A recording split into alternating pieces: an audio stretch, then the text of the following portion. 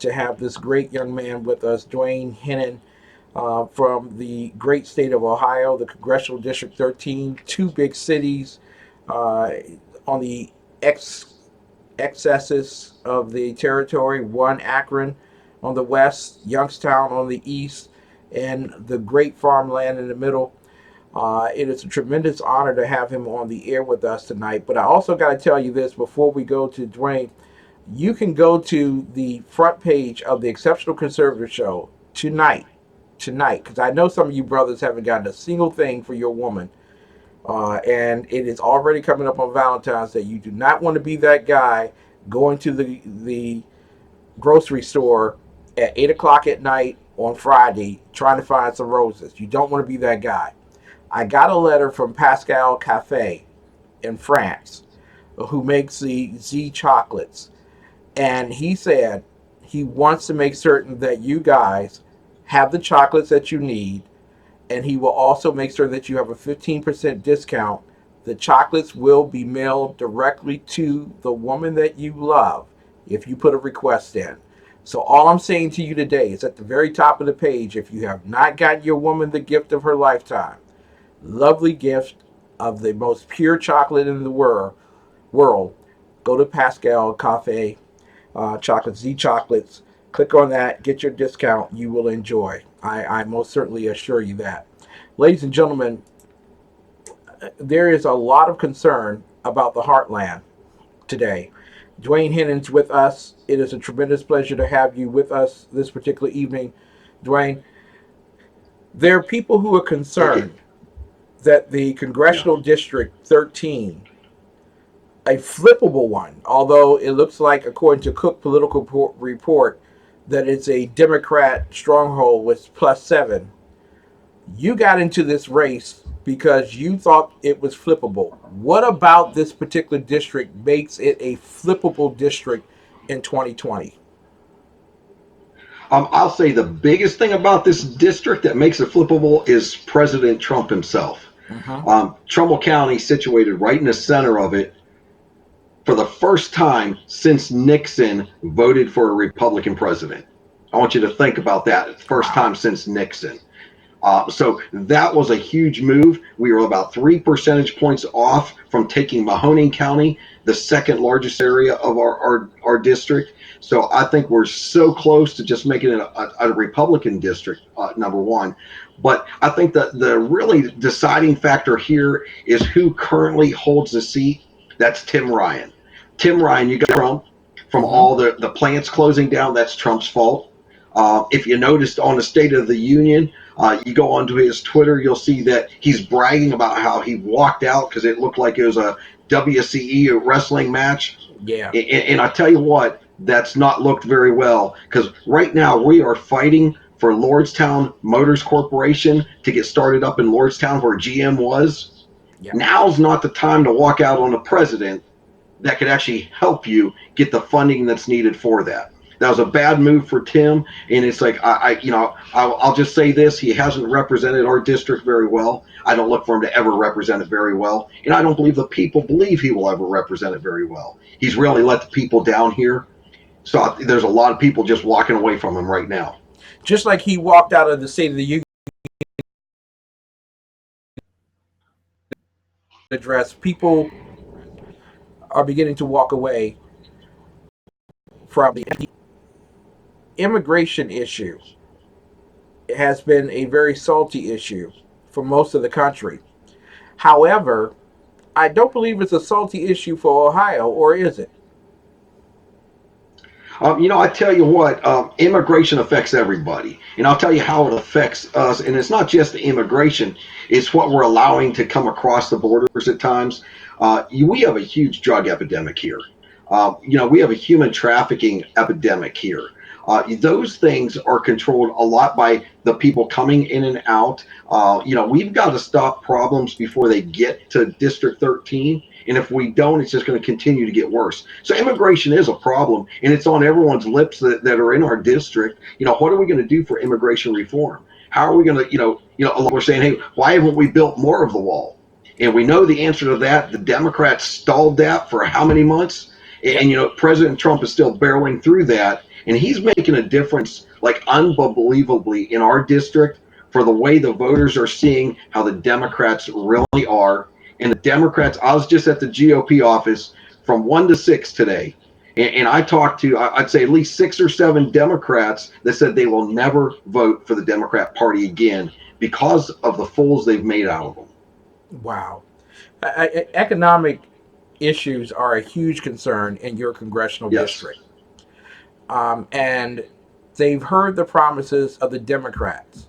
Barack Hussein Obama, who visited Ohio, said that manufacturing might not ever come back, and those jobs might not ever be there. And as well, he had a energy czar who was attempting to shut down the coal mines that were Yes. nearby. So the stress on unemployment has been tremendous in the 13th congressional district. Got to ask you, sir, what's your remedy? What can government do to help change that outcome, lower the unemployment rate? I'll give you the short answer first. Government needs to get out of the way, first of all. Government has really stifled this industry, the industries in our area.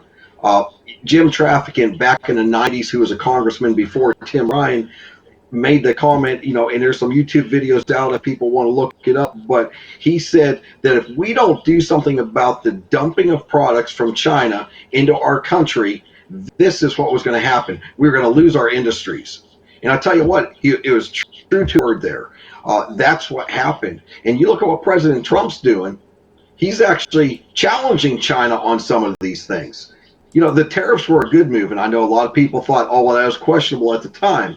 Let me tell you, I was in full support of that, and it's making a difference. Look at $50 billion coming back in, or with just for the farming industries. That's not to mention all the other industries that it's impacting. We finally have a president that's going to stand up and fight for the workers of America. I believe the workers are starting to understand that as well. This president has their back, and he's out there to help them, help to get better jobs, help to bring them back home, and that's what we're seeing happen. So, I think the remedy here is we've got to back President Trump and his policies, and at the same time, look at our district and say, why not Youngstown? Why not Akron? These companies are expanding all over our country. Why not have them expand right here in our neighborhoods? Why don't we bring them here?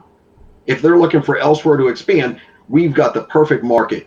Cheap housing. We've got a workforce already ready to go, people looking for jobs. Let's get the companies here where we can actually thrive in this area again. Now, one of the biggest motivators of getting income back into the hands of the working class was the lowering of taxes. Yes. Apparently, there has been talk of doing a tax cut 2.0. Are the people in the 13th congressional district even interested in another tax cut? I'll just tell you this, everyone I talk to, because I talk about that all the time, that we need a tax cut 2.0 for the working class people. We need to affect them where it's in their pocketbook. Let's take some of the money that government's taking and wasting and give it back to the American people that earned it. I'm all for a fair tax act, one that will actually say, hey, let's lower it across the board, and let's make sure we're not misusing the funds, as we've seen done with Social Security and other just regular taxes. The misuse of funds is unbelievable. We could do a tax cut, 2.0, and I think the workers would definitely love that. Now, this is what Bernie Sanders and Elizabeth Warren would say to you regarding those tax cuts. They're only for the rich. They only help the wealthy. And the poor people never see anything. There's no trickling down whatsoever. What is your response back to Bernie and to Liz? Well, I'll tell you what, I'll just respond back to Bernie and to Liz this way.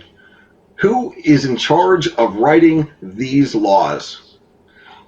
They can't put it in there to make sure it affects the workers. Hey, I understand it's going to affect the rich some, but how about we make sure it affects the workers? It's not the president's job to write legislation, to write laws, to write tax cuts. What about they get off their butts and actually do stuff and write the laws and make sure it's affecting those that need it? Duane Hinton with us tonight, ladies and gentlemen, running in the Congressional District 13. Along the lines of our in Ohio, along the lines of our conversation on the tax cuts, one of the biggest things that even foreign companies loved is that this particular president began to cut out regulations. One of the big regulations that affects Ohio are the rivers and the streams and EPA. I wanted to get your thoughts because the Trump administration has done all that it could to make certain that those regulations were no longer there. The left has made it abundantly clear that if they get a Democrat president, those laws will go back on the books. How does the regulations of streams and waters impact your district, sir? Well, in our district, I'll just tell you, we've got, most of the steel mills have up and left us a long time ago. We've got a few smaller steel mills here. And I'll tell you, the water that's coming out of those plants is purer than the water that they're putting in. So I don't think it's going to affect, the Democrat policy will affect by adding more regulations. It's going to stifle the industry because now you're putting more of a burden. You talk about a tax cut. Well, that's going to be put more of a burden on industries. Industries won't want to come here. Industries are going to kind of avoid this whole area, our region. We faced that for years with all these regulations. We've seen companies come and go. WCI still. We saw Delphi Packard Electric shut down. We've seen the GM Lordstown plant go. We've seen like a lot of the Ohio companies leave. And we can't afford to see more companies leave. We need someone that's going to stand up and fight. And you know what? We don't need the more regulations. We need, like I said, a little bit less control. And I'm not saying, I'm all for protecting the environment, but we also have to protect our jobs and protect our working class families and make sure they have an income coming in. Now, you mentioned protecting jobs. You're in the middle of labor unionville. The unions are very strong there, even though they have whittled down after many recessions and the evaporation of the manufacturing industries.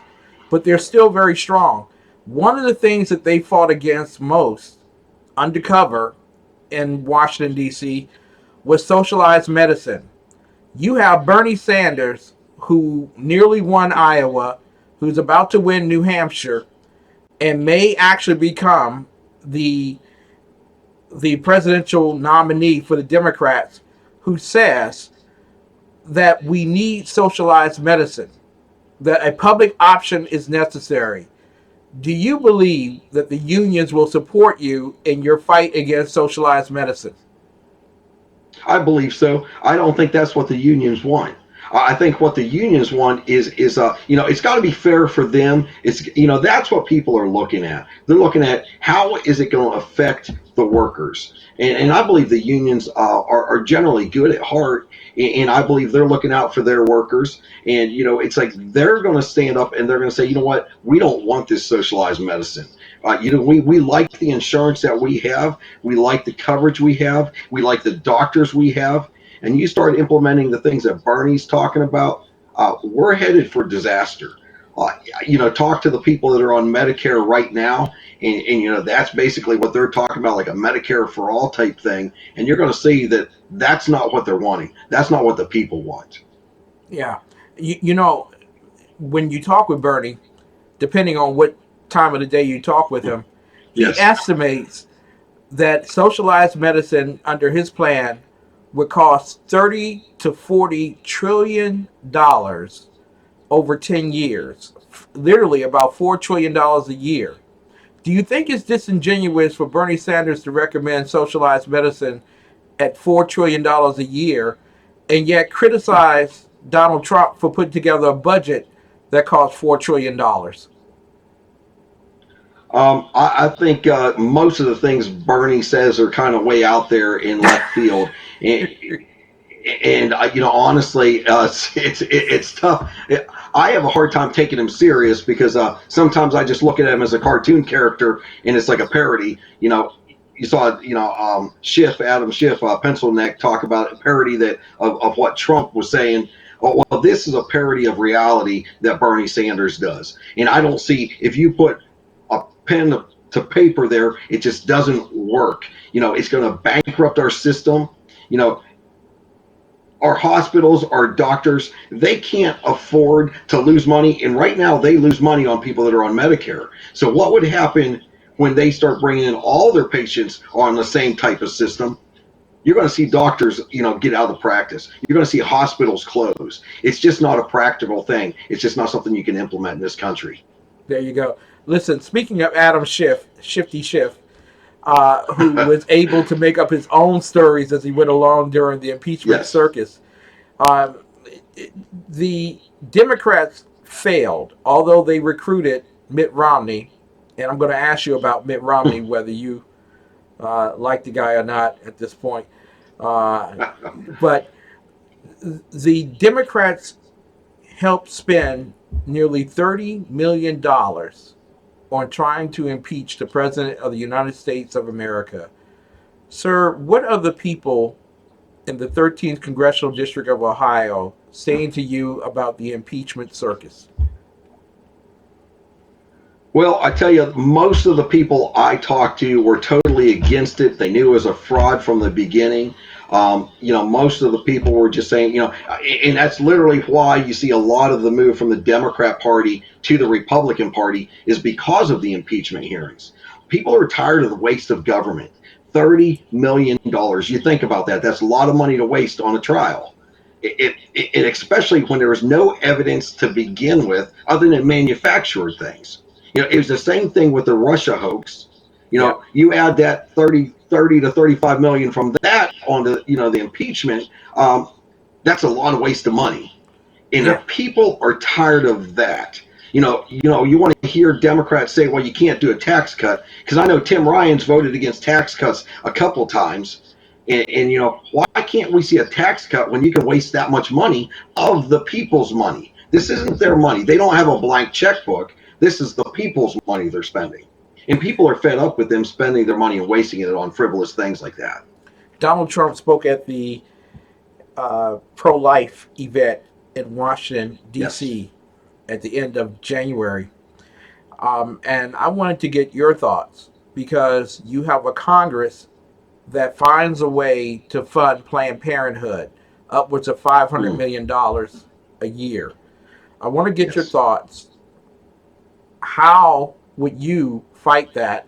Would you fight that? And how would you fight that? And your opinions regarding pro-life. Well, I'll start out with yes, I would fight that. And I think the way to do it is we've got to take the House back and we've got to fight it head on. We've got to introduce legislation that, number one, says we won't spend another dime on it. There you go. Why should we be funding another organization like that? That, number one, I'm dead set. I am pro-life. I am I don't know very many people that are more pro-life than I am because I believe that at conception, that is when life starts at conception. It doesn't take 6 weeks. We have the heartbeat bill that starts at 6 weeks. You can't have an abortion until after 6 weeks. Well, I want to tell you, abortion is wrong, period. Abortion is murder. And I will protect life. I believe in the sanctity of human life. And that starts at day one, that human life is sacred. We wonder why we have a problem in our country where kids, they have no value for themselves. They have no value for their people around them at their schools. Why you have gun shootings at schools? What could it be? Because we've removed the valuing of human life. And I believe it starts right there. We've devalued human life. And if it doesn't matter, why does it matter at any age? Exactly. So definitely I'd be willing to write your legislation that say, you know what, we can't do this anymore. Let's just get it off the table. That if that company wants to be open, let them do what they want to do on the side. But you know what? Let's get rid of abortion altogether.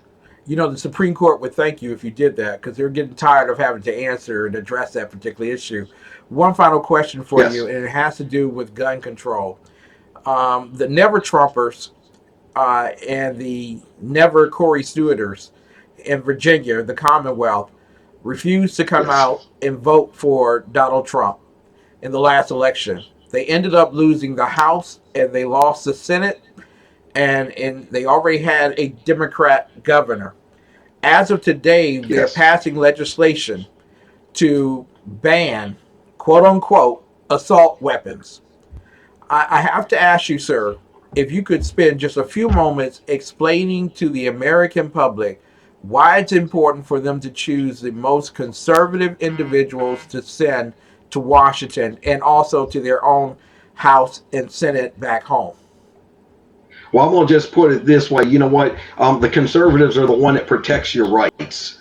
You know, we have a right. The Second Amendment right is a right. It's a God-given right, and that's how they framed it. That it's a right from God, and it's not something that government can take away. The government shall not infringe upon it. But yet, you see our rights being taken, and it's not being taken by conservatives. This is the extreme left that's trying to strip us of our rights. If you look at a model of how socialism plays out, they first attack education, they go for the guns, and then they begin to whittle down from there until all of a sudden all you have left is government that you rely on. And I don't know about all your viewers. I don't want to have to rely on the government for what I need. I want the ability to provide for myself. You know, hey, fair wages. I believe in fair wages, and but we've got to have something other than the government that's providing for us. This country was founded on hard work, and I still believe that as an American, you work hard, you can get what you want. You can go from zero all the way up to the top. If you want to, if you put your mind to it. But you want a conservative. Conservatives are actually going to protect your constitutional rights, make sure they're not being taken away, and protect the Second Amendment. Right now in our district, I've actually got petitions going around to 4 different counties that is asking our county law enforcement, the sheriff's office, our commissioners to make these counties a Second Amendment sanctuary counties to protect it. That says, hey, no matter what the laws do in Ohio, we're going to protect those rights. We're going to protect the gun owners. We're going to protect those because you take those away, we're in trouble because there goes our freedom of speech right behind it. Duane, do you understand why people love watching you on TECN? It's because of that. Right there. That's the heart of why people want you here in Washington, D.C. Duane, how can people help you cross the finish line and make it here to represent the 13th Congressional District? I'll tell you, the best way, just go right to the website. Hennen, the number 4, Ohio2020.com. If you want to donate, there is a Republican symbol on there. You click on that, it'll take you right to the donate page. Easiest way to do it. But I'll tell you what, the biggest thing, because I've said this from the beginning, the thing that's going to take us across the finish line is God himself. And I believe prayer is the biggest factor that will help this campaign. It takes money to run it, but I'd rather run without money than I would run without the grace of God and the prayer of his people behind it. That's the most important factor to me. And, coming from a pastor's heart, I believe that's what moves mountains. And we've got mountains in front of us in this campaign. I never entered thinking Tim Ryan was going to be an easy foe. But you know what? Neither was Goliath for David. And I believe that's exactly what we're facing. And all I need is 5 little stones. And I believe, that's the people behind us with prayer. That's people behind us, giving, $5 at a time, $10, $50, whatever you can give. That's the best way to do it. Just help out in those 2 ways. And ladies and gentlemen, let me just add this. Give it directly to his campaign. Don't send it to the GOP and ask the GOP to send it to his campaign. Correct. Send the money directly to him so that he can run his race without there being any prejudice, bias, or significant burdens. Ladies and gentlemen, Duane Hennen, yes. We hope to have you back on before the March 17th primary.